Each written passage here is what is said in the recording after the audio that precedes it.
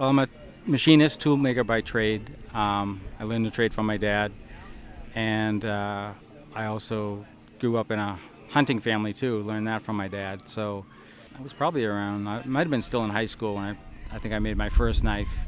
And then as I became more proficient at machining, I decided to make entire knives from start to finish. As I learned the trade more, I got more into the design of it. One of my designs actually became patented, and I did a partnership with a company called Fiskars Gerber. It was this folding knife here. It's a button lock, but it revolves on a hollow pivot. They decided to produce the knife and I granted them the patent rights rather, and they paid me royalties. So it worked out well. They made a version of my design. They took it and for mass production, they injection molded the handle and made some other changes, but the main thing that was patented was the design patent of the pivoting on a hollow bushing.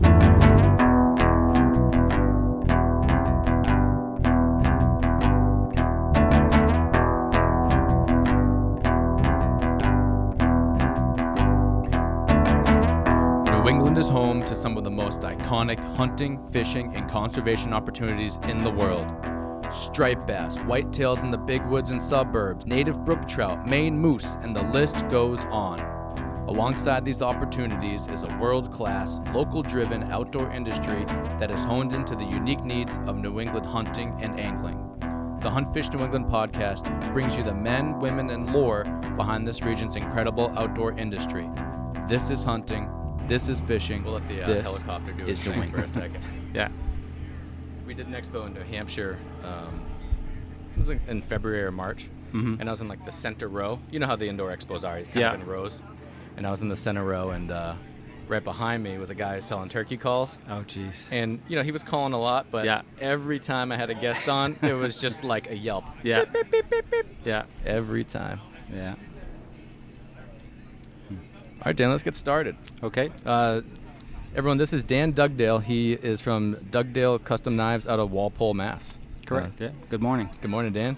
Dan's just a couple booths over and has some very spectacular and impressive knives for sale. Before we get into your catalog, why don't you tell us about your history with knife making and how you got into all of that? Well, I'm a machinist, toolmaker by trade. I learned the trade from my dad, and I also grew up in a hunting family too. Learned that from my dad. So as I got older in my teenage years, I was probably around. I might have been still in high school when I think I made my first knife. Started out by buying knife blades and then making just the handles. That's kind of how I got my start into knife making.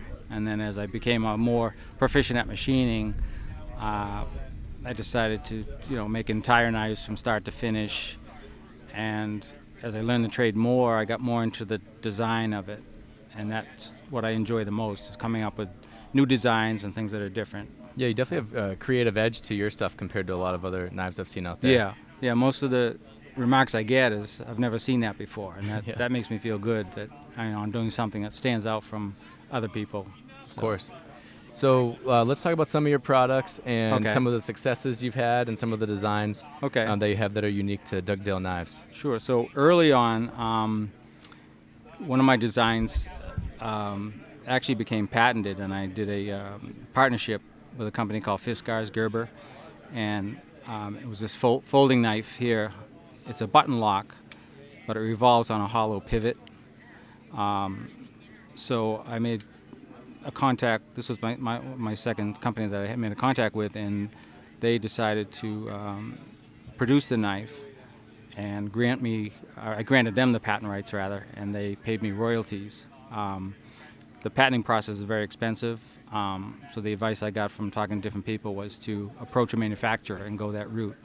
And I'm glad I did, because it worked out well. They made a version of my design. They took it and for mass production, they injection molded the handle and made some other changes, but the main thing that was patented was the design patent of the pivoting on a hollow bushing. So can I see your original one? Sure. I just want to hold it up to the camera. It's the original one. And that's machined out of aluminum. So There's what is the name of this piece? The pivot? finger hole. Finger hole. But in this case, it is also the pivot, which makes it unique.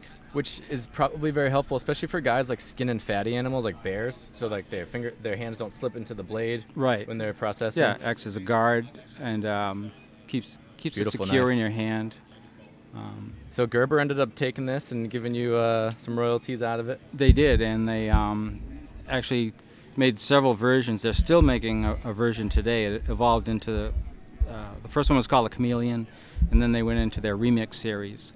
So they made different variations of this in size and different blade configurations, still to this day. So, Are you still getting royalties? So if no, people- it was a 15-year, Okay. which is typical in the industry because the patent it runs out at 15 years. Gotcha. So everybody, if you want this knife, you got to get it from Dan. Yeah, Local or nothing. My custom versions, I do still make them occasionally, but I've kind of moved on to different designs. My current design now, if you want to get into that, Yes. is similar in the way that it has a finger hole, but it's obviously a sheath knife, and it's unique that the way it's put together using the materials and the way that I fasten it together. There's no screws. There's stainless steel bushings that are flared over that captivate the G10 material into the handle. Can you talk about the handle material, because it's something I haven't seen before? Yeah, G10 is some of the commercial manufacturers, they use it.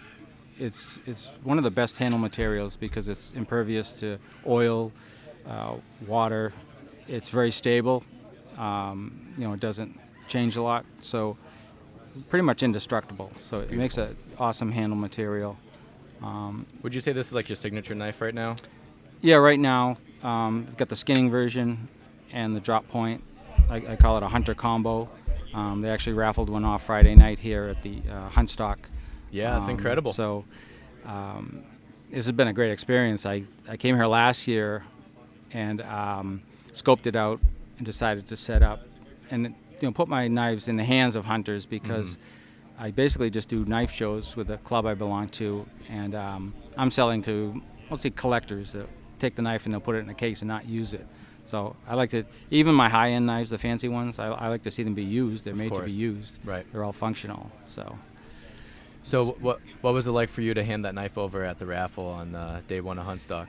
Well, actually, I didn't know that I was going to be called up. I went there just because I have raffle tickets too, and Pat said, "Is Dan here?" Because he was people that donated. He asked them to come up. So I'm not really comfortable in front of a lot of people being, having a mic in my hand. But it was neat. The guy actually reached out to me after, and he said thanks for donating. He asked me some questions about it. So I was glad to do it. It gives me more exposure too, and so. Yeah, and you're getting into the hands of hunters like you intended, right? Right. And that guy's going to use that this fall. Absolutely, yeah. Very cool. So Dan, you like you mentioned, you go to a lot of shows. Not all of them are hunter focused. If a hunter or even someone just wants to buy this as a gift for somebody, what's the best way that people can get their hands on a Dugdale knife? You found me on Instagram at Dugdale Knives, and basically, if you see a knife that you like, just message me, direct message me, and I'll tell you if it's available and what the price is, because the prices vary on all of these. I've got them from $100 up to $450 for the high end, and the more expensive folding knives are in the $450 range. Gotcha. I do sell to some dealers. They generally look for a 15% discount if I sell through a dealer. I've done some work with dealers, but I basically like to make my own designs, and I do it part-time, so it's more of a hobby for me. At the show here, I've had people ask if, can you make a custom knife for me, and I don't like to turn people away, but I kind of tell them it's not really what I do. I like to do my own designs on my own time, and so it's... And with you having the hunting background, you know what works in the field and what's practical in the field. Yeah, absolutely. Unfortunately, I didn't get to use this last year, but the previous year I got two nice bucks, and Congrats. I was hoping to use it, but it will definitely get used, and I know it will work well. And I make some in the real bright colors that are great too, because you tend to put things down in the leaves in the heat of the moment, and you can Yep. lose them. So For sure. yeah. Yeah, so you got the Matthews hat. You an archery hunter yourself? Yes. Yeah. All right. So I like to tell people this is my $1,000 hat because it came with the bow that I bought from Reedy's. We'll take $1,000. Here's a bow and a hat Yes, to take the pain but, away. Yeah, I shoot a Matthews. I love it. Yeah, I've heard great things Yeah. about Matthews. Yeah. I have a Hoyt, but Mhm. I'm not opposed to a Matthews Yeah. in the future. Sure.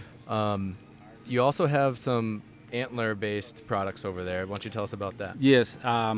So when I came here last year, I just came as a spectator and just scope it out, and then I thought about setting up. So, I wanted to get my knives out there, obviously, but I like to have items from $5 up.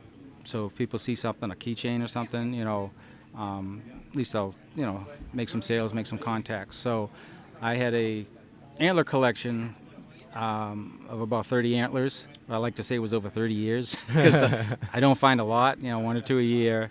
And I had some nice ones too, but they're just down cellar collecting dust. So I made bottle openers, key racks, coat racks. We've got wine stoppers. I take slices of the antler. I make necklaces, keychains. You're awesome. And it's kind of neat. I enjoy working with antlers because everyone is different. And even when you take the slices, you look at the inside. Some of them are really cool looking. So it's been fun. This is my first time in setting up in this type of atmosphere, but it's great. You probably feel at home being around other hunters. Yeah, absolutely. Sandy doesn't feel that way, but she says there's a lot of testosterone around here. But There's a lady presence too. yeah, but it's been an awesome weekend. Yeah. We have our family has a place in Sharon, New Hampshire, so we've Nice. been commuting. It's only like 30 minutes, so it's been a nice getaway for us too. Perfect. So, yeah. That's great. What do you think about hunt stock? I think it's great. Pat just came by this morning. He's one of the guys that started this, and I would say it's doubled from last year. It's really great to hear from some of these guys that you see on the YouTubes, some of the guys that you interview and stuff. To see them in person, be able to ask them questions. I think it's great.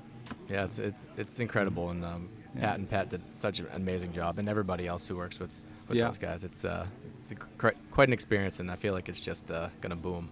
Yeah, that's why I beyond was this. happy to donate. And some of the door prizes that people, manufacturing stuff, been donating. Oh my goodness. It's great.